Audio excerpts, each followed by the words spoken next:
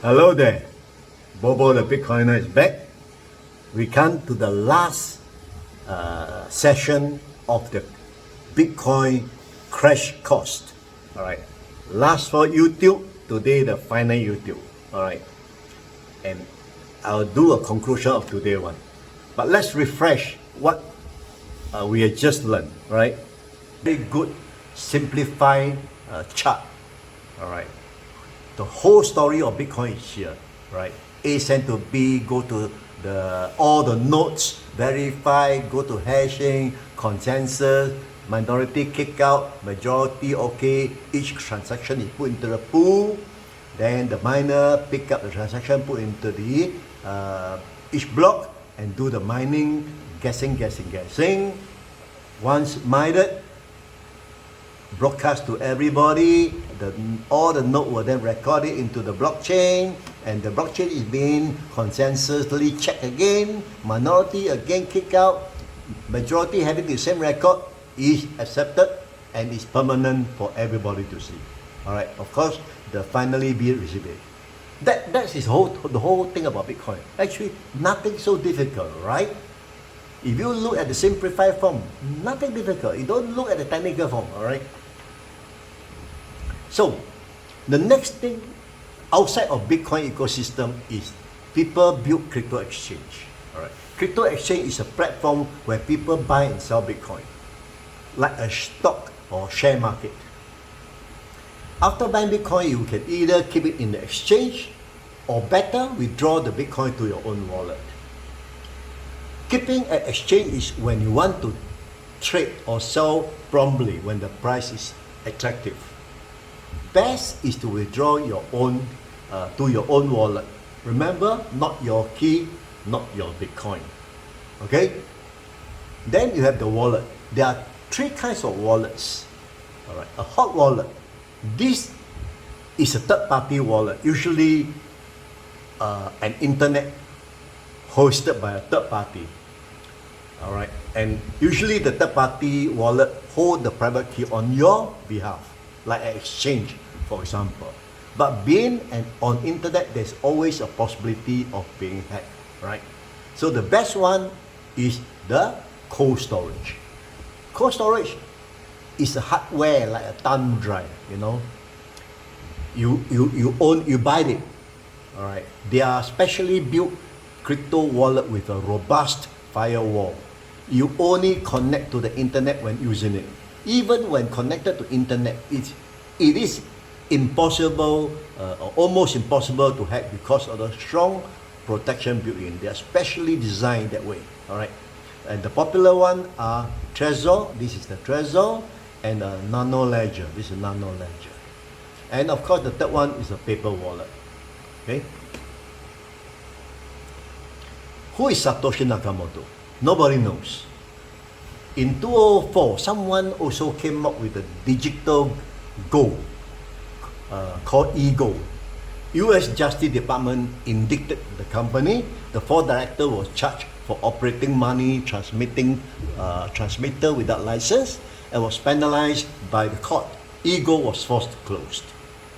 In 1998, actually, a guy by the name of Bernard von Knockhausen created Liberty Dollar, also a digital currency.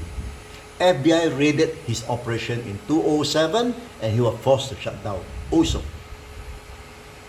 In 2014, Bitcoin chief developer was called up for questioning by FBI. Soon after that, Satoshi disappeared from the scene and left Bitcoin network for the world to use freely. Being decentralized, FBI is unable to lay hand on anybody or the global Bitcoin network.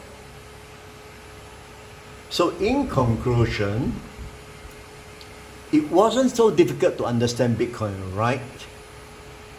A transfer verified by hash, then certified by hash proof of work, finally recorded into the blockchain.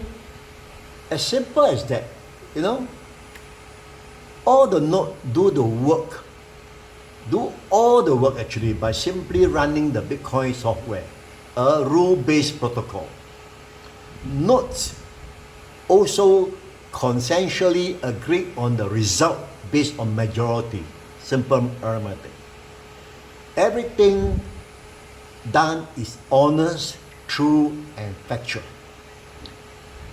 Any result not according to the rule base of the protocol is thrown out. A pure, clean, and authentic system, which cannot be influenced by human, whether by hacking or manipulation. No chance. It cannot be censored by government also. And the most important criteria is trust, due to its honesty system. Regulation has to work around it to stop bad actors from abusing the system. Yes. Clear regulation is good for Bitcoin. Just don't strangle the technology. Alright? So guys, more or less we have come to the conclusion of the crash course. Is not so difficult, right? Really not so difficult. So my friend, hope this presentation is easy for everyone to understand now.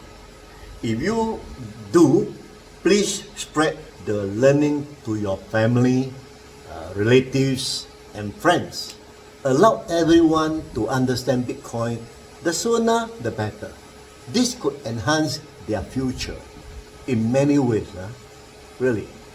Definitely a once in a lifetime opportunity. Let everybody benefit. Right. You know, let them know.